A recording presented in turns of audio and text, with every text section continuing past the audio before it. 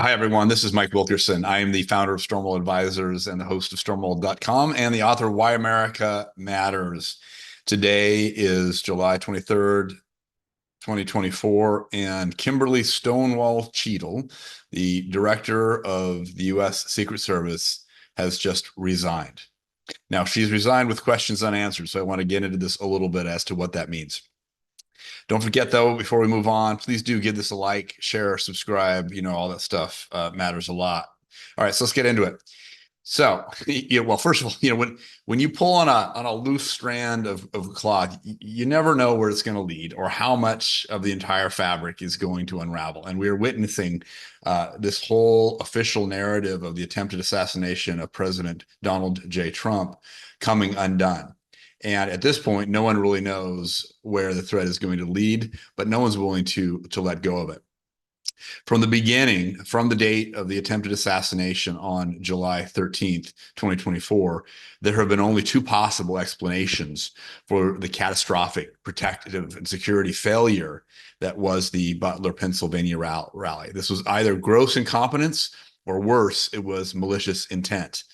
Now, trying to find the line between the two of these reminds me of the old joke, tell me the difference between stupidity and fraud, and I'll have my brother-in-law arrested. Now, we're now 10 days past this horrible event, which nearly murdered a former and likely future president of the United States of America, and an event that did take the life of one patriotic American, a husband and a father, wounding at least two others. But since then, the U.S. Secret Service has held no press conference, issued no statement, terminated no agents, and its director, Kimberly Cheatle, a lifelong bureaucrat, did not tender her resignation until this very day. Indeed, she had to be compelled under subpoena to appear yesterday before the U.S. House of Representatives Committee on Oversight and Accountability. Now, in light of the epic failure that was Butler Farms, the committee co-chair, Representative James Comer, called the Secret Service the face of incompetence. He said that for the things that we know, the U.S. failed to secure the perimeter, allowing the presumptive shooter to get within 150 yards of the president, well within lethal range of any recreational rifle.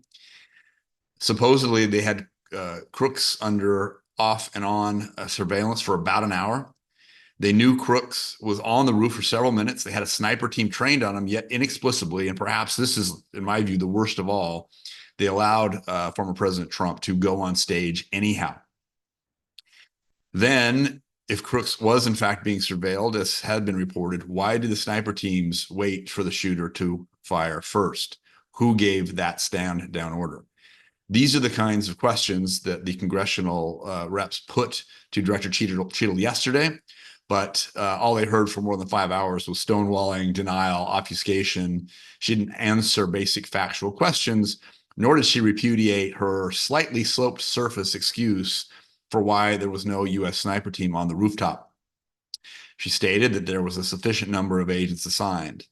Well, what we did learn from the congressional panel members is that the Secret Service has a $3.1 billion budget, over 8,000 employees, and yet despite a 55% increase in its budget, the Secret Service has reduced protective assets, protective agents by around 350 since 2014.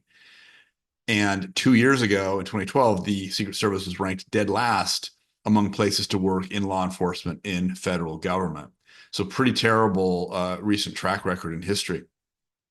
Now, we also learned yesterday that the U.S. spokesperson who had lied about denying Trump team's request for more protection, the Department of Homeland Security Secretary Alejandro Mayorkas repeated those same lines that Trump's detail had never requested it, and they'd never been denied for that reason.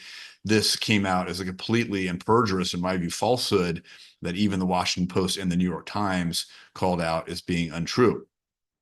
Now, all this is going on, but in the background, we've got all these citizen journalists and just folks who are at the rally providing and producing video and audio content from the event that indicates, among a number of other very mysterious and suspicious things, that of the 9 shots fired at Butler Farms that Saturday, at least 3 weapons may have been fired. Yet yesterday, Director Cheatle confirmed that the U.S. Secret Service snipers only fired 1 shot. Now, paid quite a bit of attention to this, and it just defies credibility and the laws of physics that Thomas Crooks got off 8 shots in so few seconds as what the audio recordings show. And I think it's that glaring inconsistency, among others, why many congressional leaders, including U.S. Senator Ron Johnson, stated publicly over the weekend that a conspiracy can't be ruled out. He said that lawmakers and investigative committees have significant questions about whether there was more than one shooter. And Senator Johnson also said that while law enforcement is cooperating, that U.S. Secret Service and ATF leadership and agents are stonewalling. Now, that was all deeply troubling.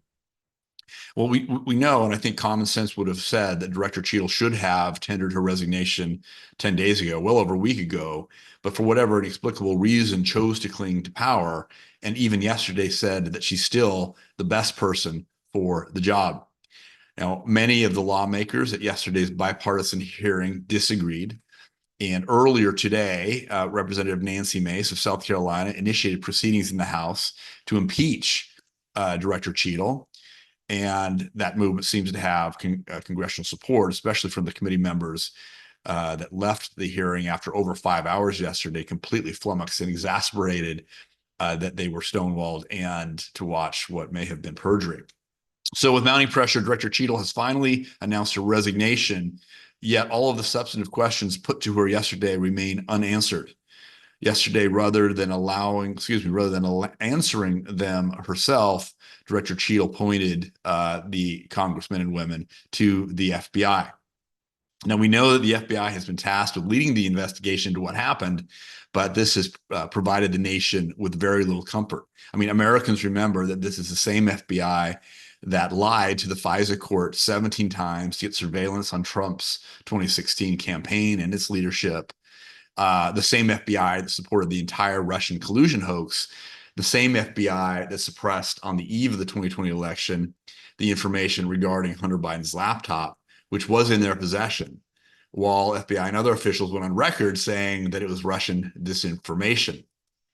This, by the way, is the same FBI that had agents provocateurs in the crowd at the Capitol building on January 6, 2021, and that staged a photo op of supposedly classified documents during their raid on Mar-a-Lago.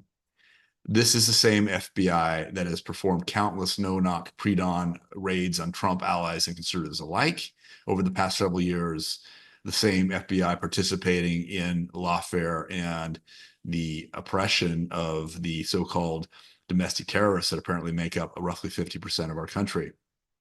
And of course, many Americans have not forgotten the FBI's association or complicity in the cover-up around the JFK and Martin Luther King assassinations. So with Cheatle's resignation, the Secret Service and Cheatle herself are not off the hook. They and she must now come clean about what happened in Butler. And someone needs to investigate the FBI's investigation. This is moving very quickly. I'm paying attention, as I'm sure you are. Again, don't forget to give this a like, a share, and a subscribe if you found this helpful. And we'll see you next time here on Stonewall.com.